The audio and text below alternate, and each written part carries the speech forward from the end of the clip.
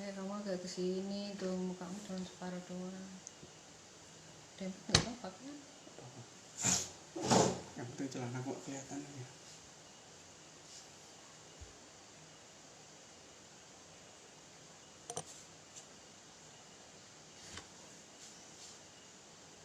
Udah ini. Udah. Halo, selamat sore teman-teman. Sekarang kita mau live bersama Bara dan Widya. Nggak kerasa udah kurang lebih hampir 3 bulan ya. 3 bulan ya, sejak Maret. Sejak Maret ya. Awal Maret.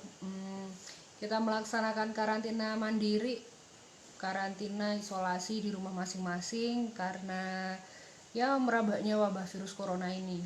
Dan pastikan ini jadi keresahan kita semua ya. Nah, sore hari ini kita mau bincang-bincang dengan seseorang yang mungkin paham bagaimana sih kondisinya di lapangan, khususnya sih buat kita saudara-saudara yang di Jogja, seperti apa sih di lapangan gitu. Nah, siapa sih yang akan kita ajak ngobrol sore ini, Beh? Ya, sebelum kesana kita sendiri selama 2 bulan lebih ya, hampir 3 bulan ini juga mengkarantina diri kita sendiri ya. Ya sudah mulai work from home, kerja di rumah, kuliah dari rumah gitu. Dan sudah mengalami masa isolasi sejak 14 hari dan lebih sampai udah hampir 3 bulan gitu. Dan hari ini kita ada hubungannya sama kondisi sekarang dengan COVID ini, dan kita mau ngobrol dengan teman kita namanya Mas Stefanus Christian Handoko.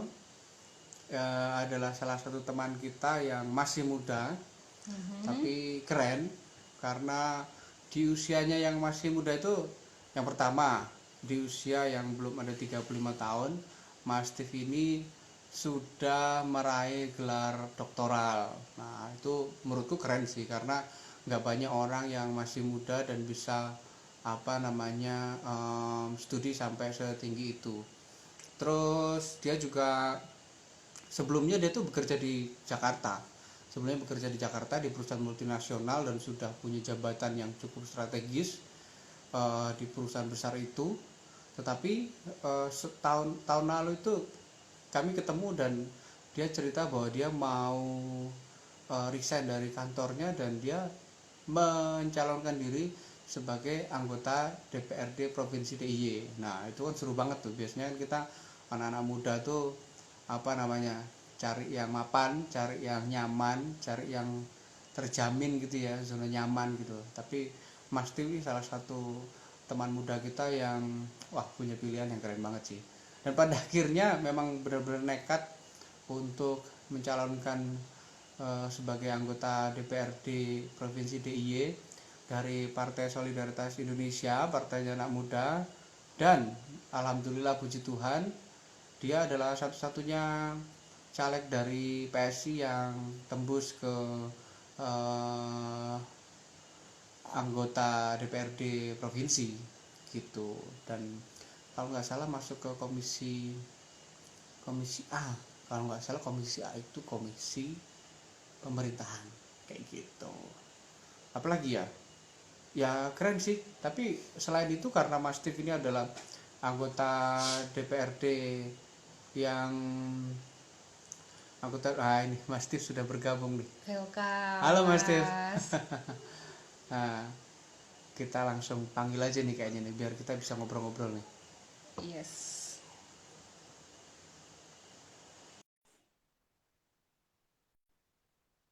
Kita tunggu sambungan sama Mas Steve. Wah, halo Mas. Keren amat nih. Wah, memang beda ini anggota dewan kita yang satu ini nih.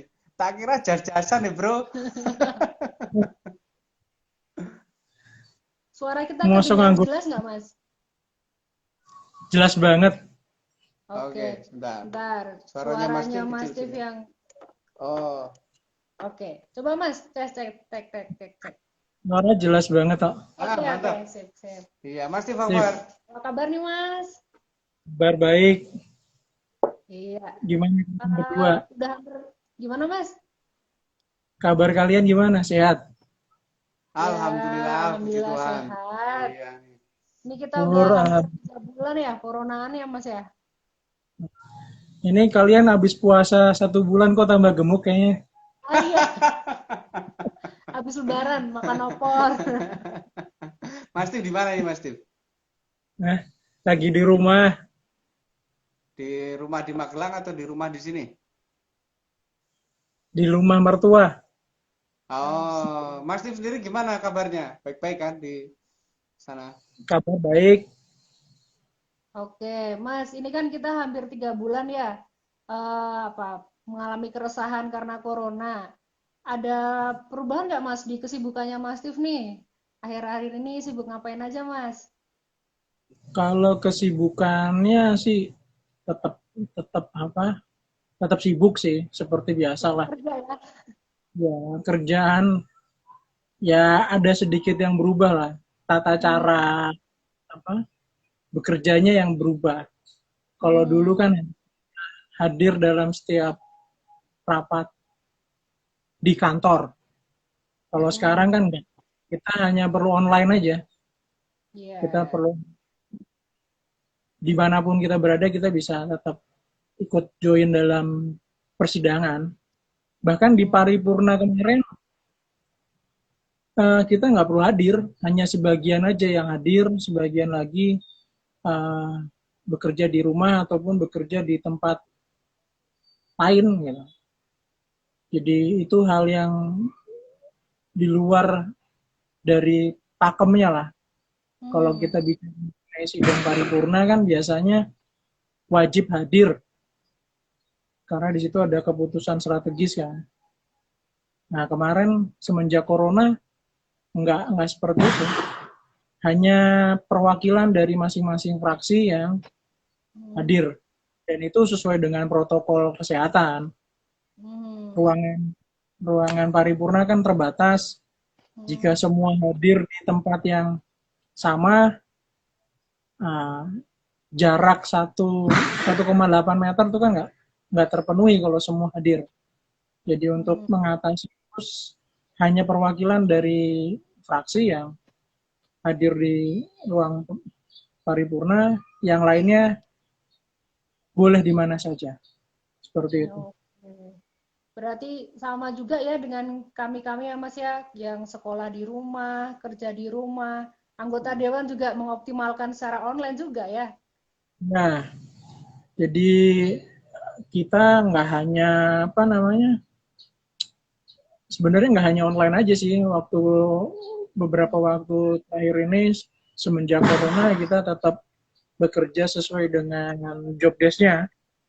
Kita Hmm, masih belusuan, kita ketemu masyarakat, kemudian kita masih sidang juga.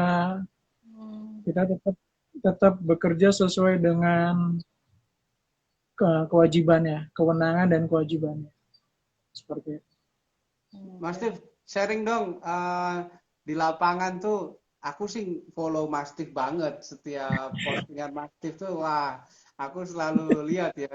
Dan itu seru gitu loh. Dimana ketika banyak orang dalam tanda kutip di lockdown dan harus di rumahnya masing-masing. Tapi Mas Steve dengan giatnya ada di lapangan bersama masyarakat. Yang pertama, Mas Steve sendiri gimana? Perasaannya apa nggak khawatir tuh dengan kondisi seperti itu malah Mas Tif justru ada di lapangan Turun nih. lapangan. Ah. Ya. Kekhawatiran sih ada ya, kita manusia biasa bukan Superman gitu kan, apalagi bajunya kayak gini bukan juga sih. Bajunya Superhero. Captain Nah, jadi America. kekhawatiran itu emang ada bro. Jadi Hmm, ketika turun ke lapangan, melihat masyarakat secara langsung, berinteraksi secara langsung, kekhawatiran itu ada. Karena kalau kita baca baca jurnal, baca berita, mendengarkan berita-berita tentang COVID-19, itu kan mengkhawatirkan sekali kan. Belum ada vaksinnya, banyak banyak dokter ataupun ilmuwan yang belum mengetahui secara persis COVID-19 itu seperti apa, pengaruh hmm, terhadap tubuh seperti apa, antibodinya seperti apa, kalau terkena kepada ke perseorangan itu seperti apa, gitu kan. Nah, itu yang bikin khawatir khawatir hampir semua orang lah, termasuk saya. Ketika masuk ke kampung, ketemu interaksi dengan masyarakat, bahkan nggak cuma itu, ketika di kantor pun rasa khawatir itu ada.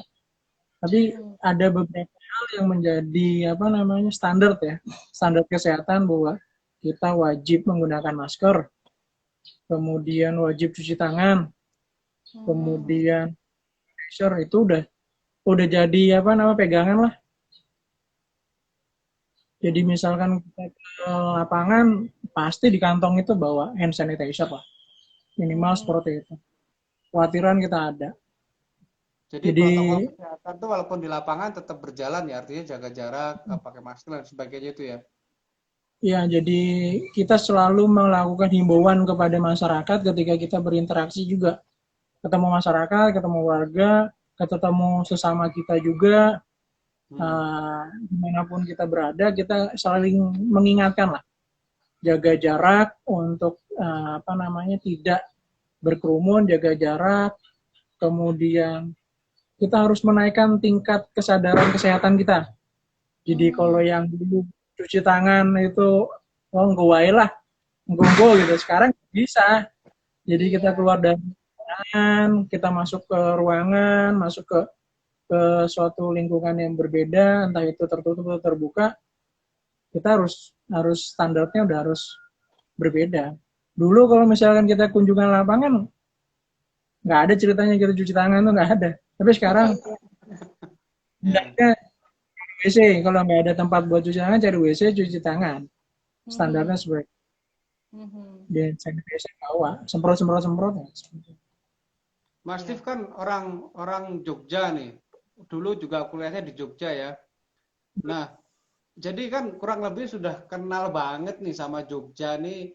Wah, luar biasa kalau apa namanya mahasiswanya banyak sekali. Kalau pas liburan juga wisatawannya banyak sekali. Kalau Mas Steve sendiri ngelihat yang kemarin sebelum wabah ini datang dan sekarang, sektor apa yang menurut Bro Steve nih paling kena nih? berdampak gitu loh Mas di lapangan Jadi tuh. kalau kita ngelihat Jogja itu kan terkenal dengan budaya, pariwisata, ya kan, kota gudangnya apa namanya kebudayaan kan. Kalau kita bicara Jogja pasti ada kebudayaan yang istimewa di situ. Kemudian kota Jogja dikenal dengan kota pendidikan. Kita banyak mahasiswa nih dari kampusnya. Begitu terjadi pandemik ini, hampir 180 derajat berubah. Malioboro yang dulu nggak pernah mati, nggak pernah ada kesepian di sana kan, adanya keramaian gitu. Di sudut-sudut kota yang banyak tempat nongkrong, itu nyaris sekarang itu berubah menjadi ya sangat-sangat berbeda lah. Jadi itu juga sangat apa namanya memprihatinkan untuk kita semua lah. Jadi kota yang kita cintai gitu kan, yang kita apa namanya kita banggakan gitu, kota yang penuh keceriaan, penuh kebahagiaan di sepanjang sudut kota itu. Kalau kita jalan tuh kadang kita senyum-senyum sendiri gitu. Banyak kenangan di sudut-sudut kota gitu kan, dengan kebahagiaan, dengan keceriaan, dengan banyak cerita di sana gitu. Tapi ketika sekarang kita lewat tuh kayaknya sangat sepi gitu. Iya Kok betul. ini sepi, nggak seperti Jogja yang kita kenal gitu kan. Banyak mahasiswa yang seliuran untuk mengerjakan tugas, makan, dan lain-lain.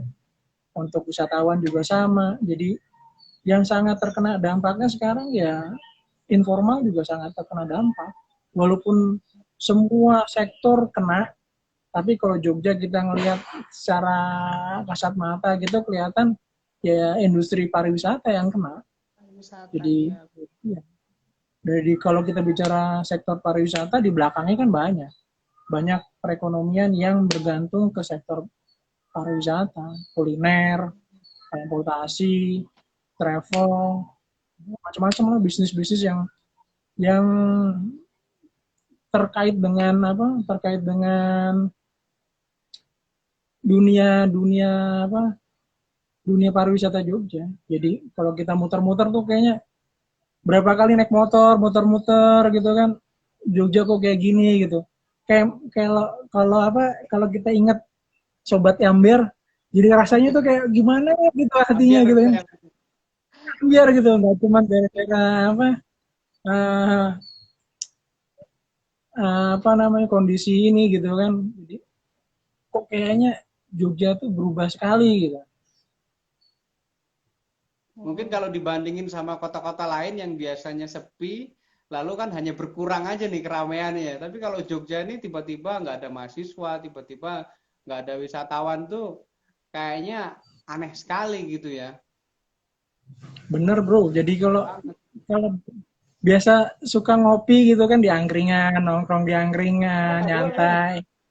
Kan nggak boleh kan. Padahal Jogja Nggak itu kan boleh. Iya. Satpol PP setiap malam berkeliling. ya kan beberapa kali aku juga minta apa komandannya coba tolong dicek lah gitu kan, coba ditegakkan untuk social distancingnya gitu kan. Emang protokol kesehatannya seperti itu bro.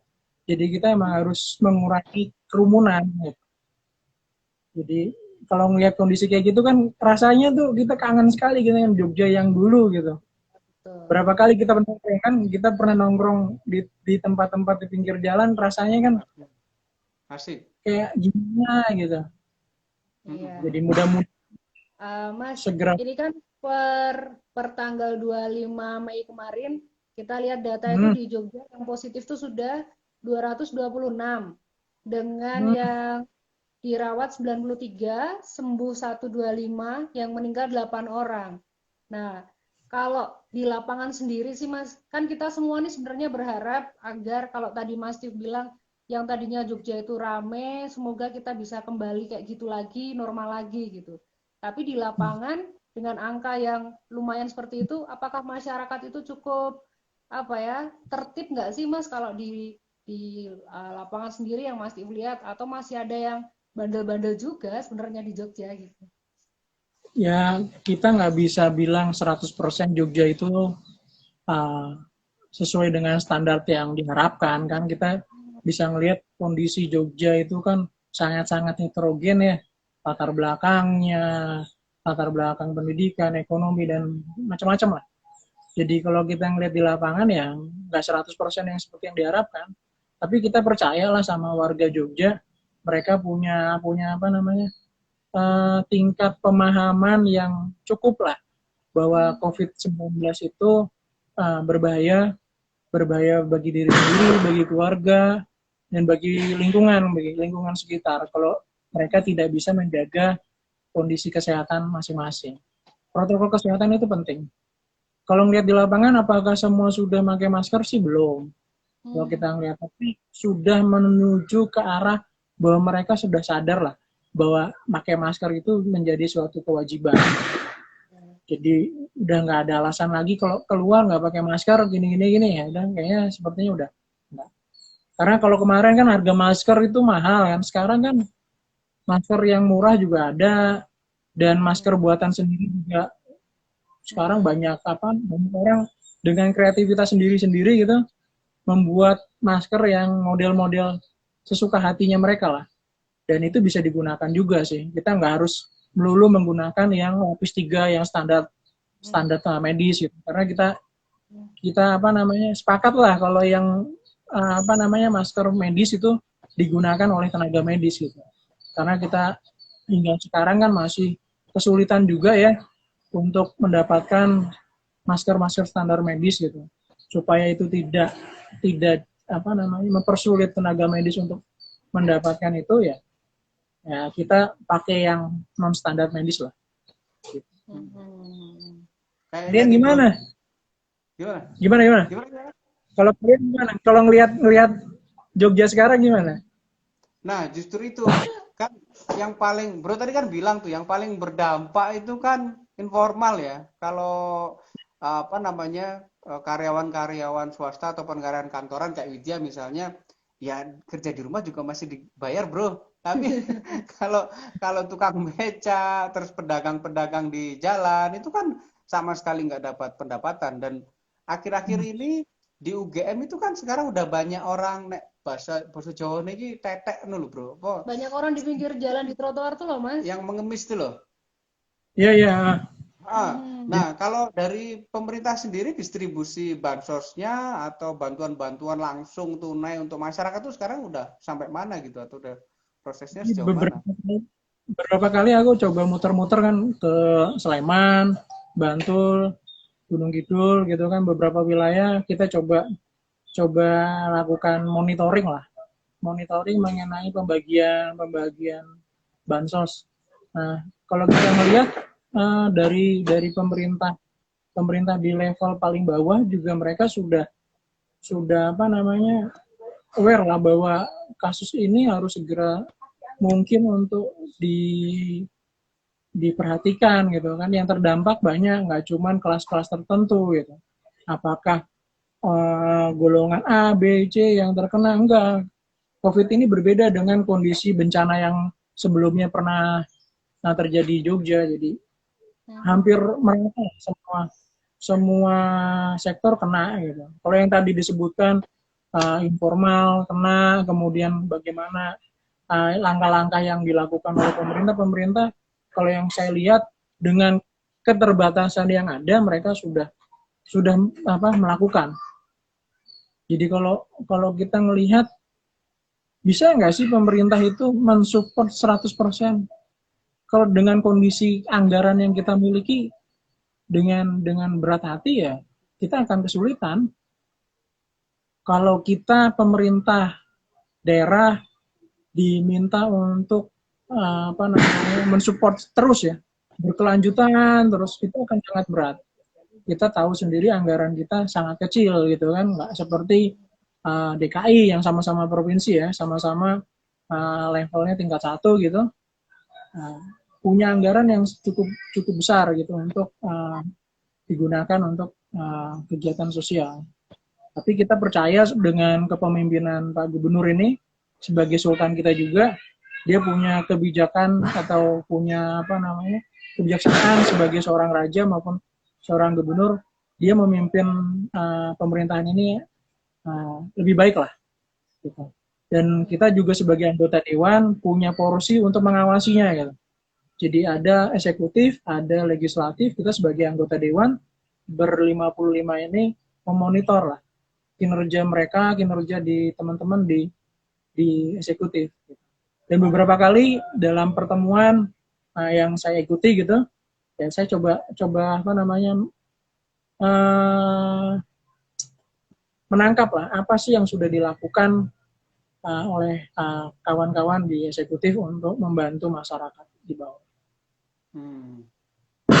Ya, jadi ada kolaborasi eksekutif juga ya. Ini ada pertanyaan ini. Gimana? Kalau menurut aku sih yang perlu ditingkatkan sekarang itu adalah kemandirian atau solidaritas di masyarakat. Jadi kalau kita kan orang Jogja ini terkenal dengan semangat solidaritasnya. Berbagai macam bencana di Jogja dan kita pernah melaluinya itu semua dengan kondisi yang baik lah. Gempa lah, Merapi lah, apapun ya kita melalui kepedihan-kepedihan yang cukup mendalam gitu kan. Dan kita bisa survive, kita bisa bergandengan tangan dan harapan saya gitu sebagai anak muda gitu, semangat itulah yang harus terus kita kembangkan. Jangan semangat individual ya, tapi semangat kemandirian bersama-sama, semangat solidaritas, bagaimana membangun keterikatan kita semua untuk ayo bangun bersama gitu. Ketika ke kampung, ke masyarakat ngelihat ada gerakan-gerakan kemandirian gitu, saya senang sih. Ini Jogja dan pola macam itu sekarang terus tumbuh. Ada yang nanam singkong itu. Beberapa yang ketemu dengan komunitas kayak gitu, dia mencoba untuk menggerakkan masyarakat untuk mandiri pangan. Ada yang nanam singkong, ada yang nanam bayam, kangkung, kemudian dikombinasi dengan lele. Pernah lihat juga kan kayak gitu? Nah itu lagi kan. Dan semangat itu sebenarnya yang harus didorong terus. Jadi saya berharap juga pemerintah daerah itu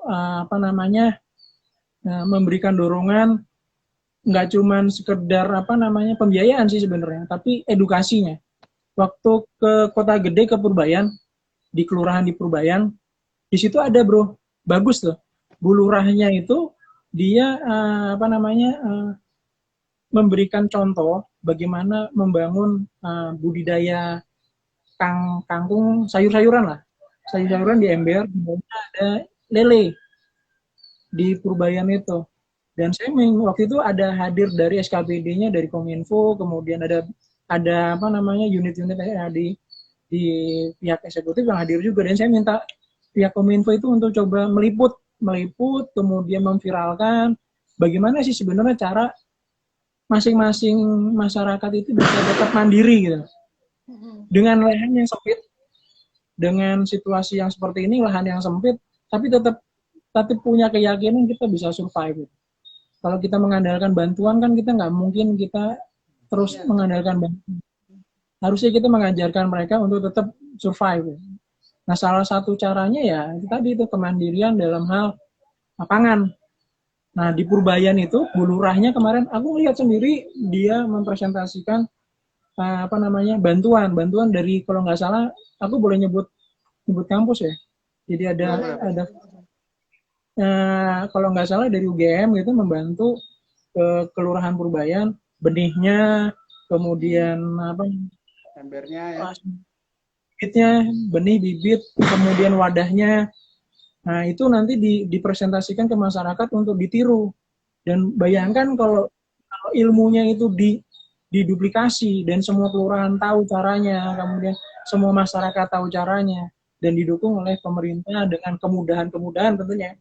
Jadi bibitnya dicarikan distributornya, kemudian masyarakat bisa mengakses dengan lebih gampang, lebih murah mungkin gitu. Jadi ketahanan pangan untuk masyarakat 2-3 bulan ke depan kan itu lebih ngerem ke hati lah gitu lah. Wah, aku nang omah duwe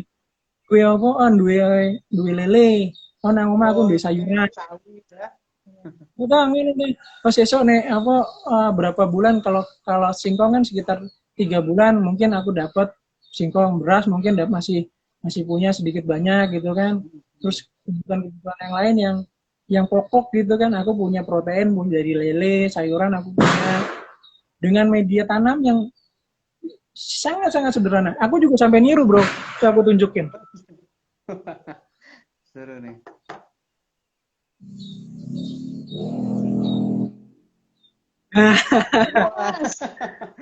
Gimana itu? Itu ada lelenya itu. Oh, bayam. Ini emberku sih.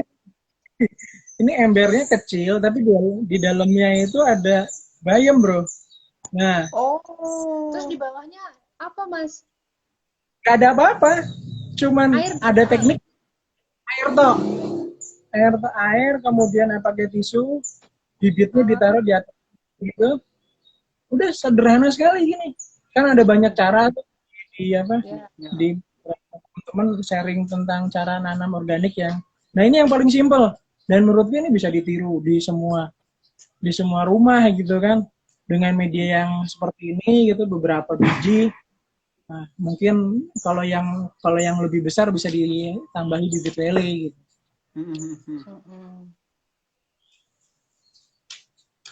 Ngono bro.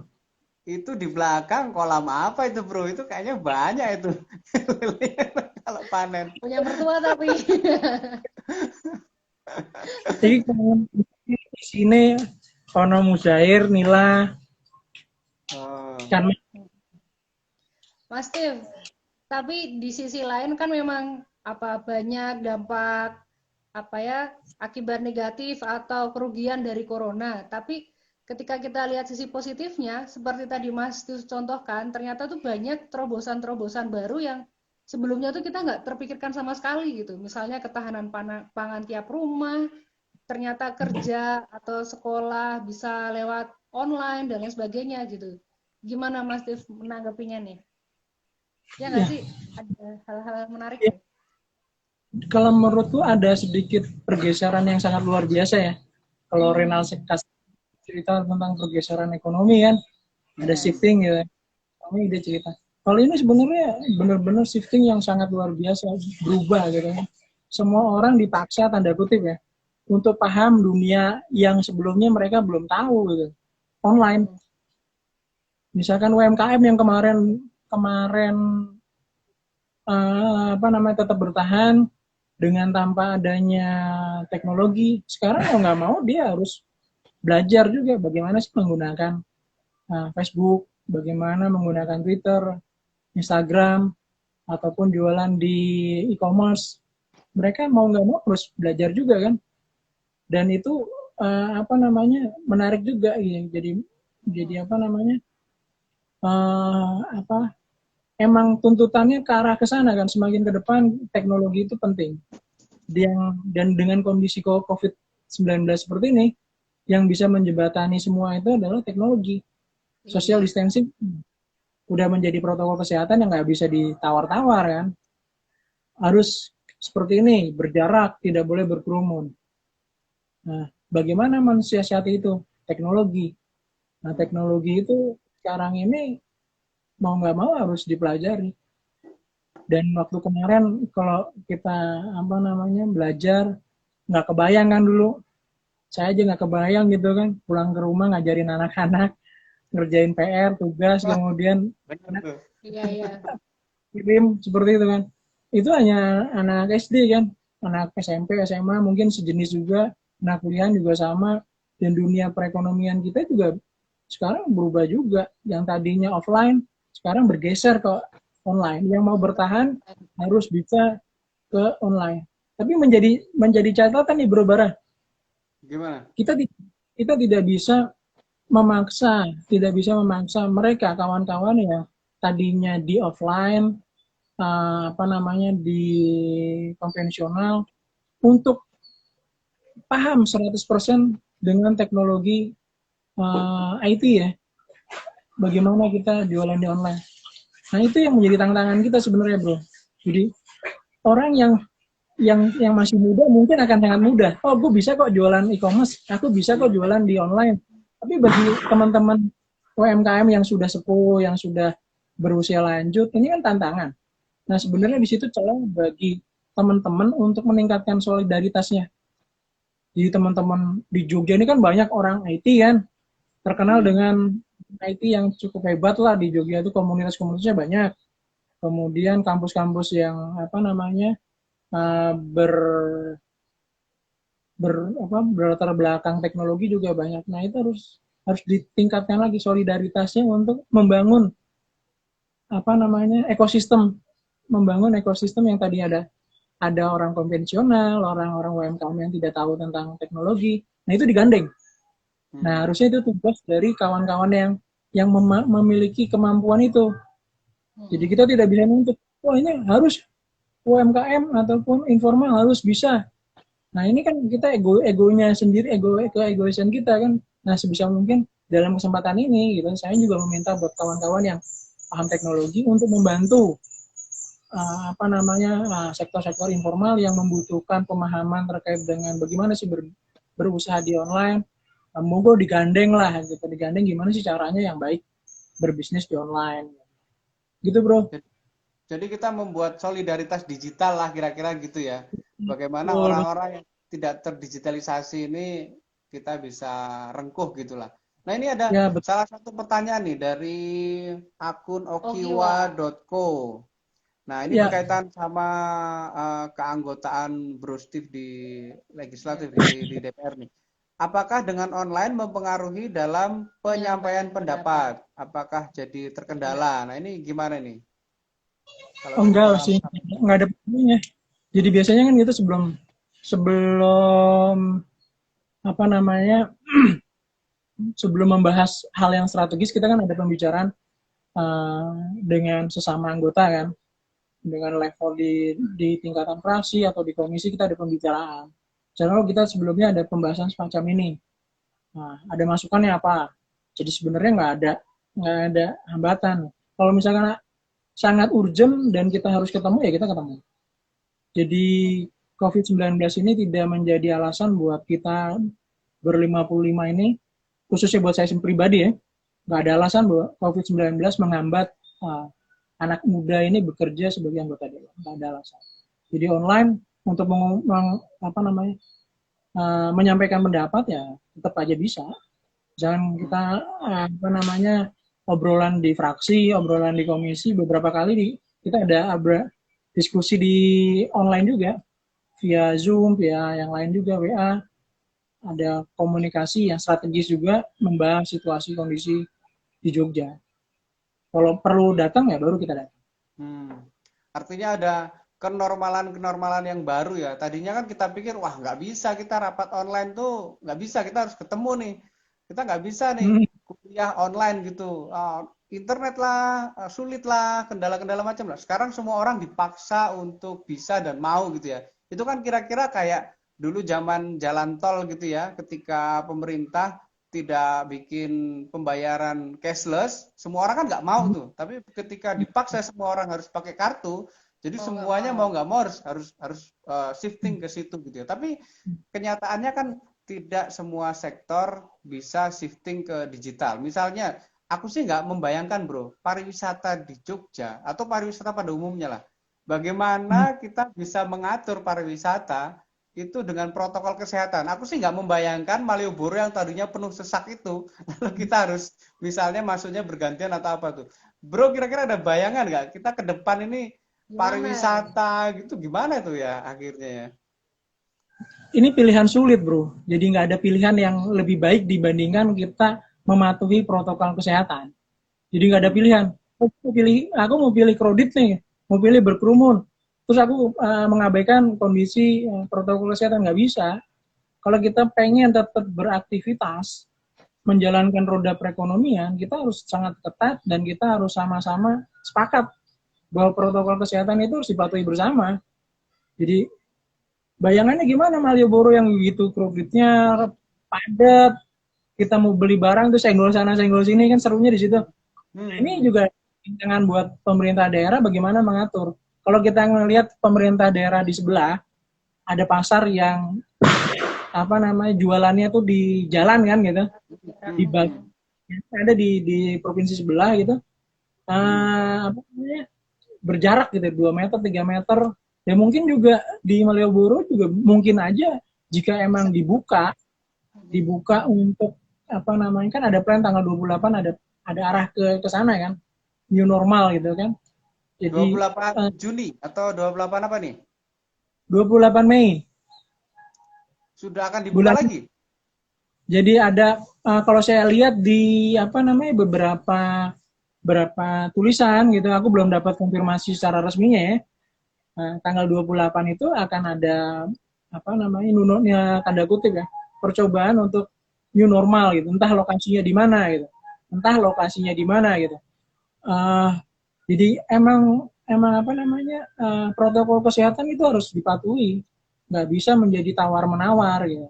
Misalkan tadi contohnya di Malioboro harus bagaimana, ya mungkin kita harus pikirkan secara protokol kesehatan seperti apa, apakah dibagi gitu kan, setiap yang boleh buka gitu, setiap berapa meter kios yang tadinya buka gantian gitu. Hari ini yang buka hanya kios nomor berapa menghindari kerumunan yang seperti biasanya gitu. Nah itu mau nggak mau sih, kalau menurut aku kalau misalkan emang harus tidak ada pilihan lain, ya standar kesehatan itu harus dipegang, nggak bisa jadi tawar menawar. Kemudian tempat basuh tangan, cuci tangan, kalau kita ngelihat di sepanjang Malioboro juga sudah banyak kan. Itu dipastikan kembali air pembuangan, sabunnya wajib. Jadi orang yang buka, toko yang buka di depan situ wajib menyediakan standar kesehatan semacam itu. Misalkan dia melanggar ya tutup gitu aja, ya kan. Dia tidak mematuhi, ya harus ada ketegasan juga. Toko-toko itu harus ada bermasker, kalau perlu pakai facial gitu kan, harus standar kesehatan tuh nggak bisa ditawar. Artinya kita dilema juga ini ya, ada ada dua hal yang sama-sama penting. Kesehatan sangat penting karena berkaitan dengan nyawa kan kalau COVID ini. Tapi juga ekonomi Sangat harus penting. harus berjalan juga. Kalau ekonomi nggak berjalan, nanti juga lumpuh juga akhirnya negara kita ini, daerah kita ini. Tapi akhir-akhir ini ada isu apa istilahnya, immunity HI. atau apa itu, itu yang akhirnya ya sudah, akhirnya penyakit ini, wabah ini diterima begitu saja dan akhirnya orang-orang Kayak yang seleksi tidak alam mampu gitu. akan terseleksi dengan sendirinya gitu. Nah, menurut Bro gimana tuh? Apakah kita Itu mesti melakukan genosida seperti itu? enggak, kalau menurut aku statement itu agak agak salah ya. Jadi Hmm, semangat seperti itu, semangatnya kita kan Indonesia bangkit kan. Bukan Indonesia terserah, tapi Indonesia bangkit, kita bangkit hmm, bersama, orang Jogja bangkit bersama. Caranya bangkit seperti apa sih? Caranya bangkit dia mematuhi dengan aturan yang ada. Hmm. Kita follow apa regulasi yang ada. Kalau kita di Jogja, ya kita harus patuh dengan regulasi yang ada di Jogja. Anjuran himbauan yang diberikan oleh pemerintah itu apa ya kita ikuti gitu. Nah, kita harus ke sana. Nah, di pemerintah daerah ada aturan. Kemudian kita juga harus follow gugus tugas nasional kan. Ada bahwa standar kesehatannya A, B, C, D banyak. Banyak hal yang menjadi standar kesehatan. Dan masing-masing orang harus paham sekarang. Jadi itu harus dijadi pegangan. Kesepakatan kita bersama bahwa standar kesehatan di masing-masing individu harus ditingkatkan. Tidak bisa menjadi tawar-menawar. Jadi kalau kita bicara mengenai ekonomi, mengenai sosial politik dan yang lainnya yang terimbas oleh pandemi ini, ya kita harus pertama harus sepakat dengan standar kesehatan yang harus ditingkatkan. Kita mau hmm. ekonomi berjalan, kita mau kehidupan sosial berjalan, mau kegiatan yang lain tetap berjalan, standar kesehatannya kita harus patuhi. Gitu. Yang menjadi yang utama itu. Jangan dibalik-balik. Oh, saya mau ekonomi tetap berjalan. Oh, kita mau budaya kita mau jalan, pentas seni tetap berjalan, tapi dia mengesampingkan standar kesehatan nggak bisa. Kesehatan. Standar kesehatan itu dipatuhi dulu. Seperti apa standarnya? Minimal standar kesehatannya seperti apa ya kita patuhi. Itu yang harus kita jalankan. Kemudian kita bicarakan yang lain. Dan kita nggak bisa memisahkan itu semua bro sekarang bro. Oh ekonomi sendiri, kesehatan sendiri. Oh gue mau gue pengen pengen sehat nih. Hmm. Itu nggak bisa. Kita harus memikirkan sektor lain, orang lain, masyarakat lain, level yang berbeda, yang kondisinya terkena juga gitu. Dia nggak bisa sama dengan diri kita yang kita bisa setahun di rumah aja bisa dapat Hmm. gaji atau punya deposito, punya emas, punya apa. Ada orang lain yang butuh tetap beraktivitas ekonomi seperti biasa untuk bisa dihidup. Kita harus memikirkan itu. Secara kompleks kita harus memikirkan itu. Nah, cara yang terbaik lah yang harus kita kita sepakati bersama untuk kita pegang. Kita nggak bisa egois sendiri kan sekarang. Solidaritas bersama itu yang kita. Tadi aku belum jawab yang tentang pentas seni itu lah. Pentas seni. Gimana sih kalau pentas seni di dunia yang sekarang ini gitu. Kemarin ada pertanyaan, ada apa namanya? Ada season kayak gini juga. Aku diundang sama Mas Foki, DPRD Hmm. daerah tingkat 2 kota sama Mas Bangun dan kawan-kawannya lah. Nah, aku juga ngajuin bagaimana sih kondisinya kalau pentas seni ataupun pentas budaya di Jogja yang segitu banyaknya menjadi Hmm. daya tarik, kemudian kena efek pandemi. Mau nggak mau mereka harus bisa memanfaatkan teknologi, bro. Ya, ya, ya, ya. Standar protokol kesehatan harus dikerjakan. Satu, yang kedua kalau dia mau tetap apa namanya menghimpun orang yang lebih banyak penontonnya, kemudian dia harus dikreatif. Ada orang yang pengen mendapatkan tanda kutip hiburan pentas seni, yang mau nggak mau dia harus mengakses dengan jalur yang lain, online. Mau nggak mau dia harus bisa memanfaatkan itu. Dan katanya sudah ada bro, beberapa komunitas seni gitu, dia dia apa namanya mementaskan karyanya gitu dengan cara disiarkan secara online gitu. Oke. Hmm. Jadi itu apa menariknya Jogja gitu kan. Dalam kondisi seperti ini mereka tetap giat Kreatif. bagaimana sih menumbuhkan menumbuhkan kreativitas gitu. Hmm. Nah, bro ini dari 55 orang tadi termasuk yang paling muda ya. Atau ada yang lebih mudah? Ada yang tidak sebenarnya. Nah, tentunya kan ada banyak apa namanya penyesuaian gitu ya, karena ini teknologi kan pasti anak-anak muda nih yang di depan nih. Nah, ajakan Bro sebagai anggota dewan yang termasuk yang paling muda sama kami-kami ini dalam kondisi pandemi seperti ini apa nih? Kita mesti ngapain? Tadi kan salah satunya solidaritas digital lah ya istilahnya begitu. Ya. Tapi apalagi nih yang bisa kita upayakan untuk menjaga Jogja, menjaga Indonesia kita ini? Jadi yang paling penting kita harus patuhi apa namanya peraturan yang sudah diberikan oleh pemerintah, pemerintah pusat atau pemerintah daerah yang pertama. Atau ya apa? Kita bernegara, kita bermasyarakat, kita harus mematuhi setiap aturan yang sudah ditetapkan. Itu yang pertama. Yang kedua, kita harus punya semangat yang sama untuk Indonesia bangkit itu istilahnya, atau Jogja bangkit, atau melalui apa? Melalui semangat solidaritas. Kita nggak bisa apa namanya berjuang sendiri. Siapapun kita, kondisinya kita seperti apa, kita semua kena dampak.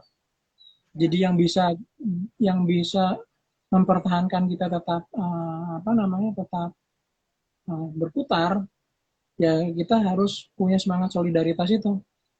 Tadi ada solidaritas digital, mungkin ada solidaritas pangan, ada solidaritas yang lain juga. Jadi semangat itulah yang harus kita kembangkan.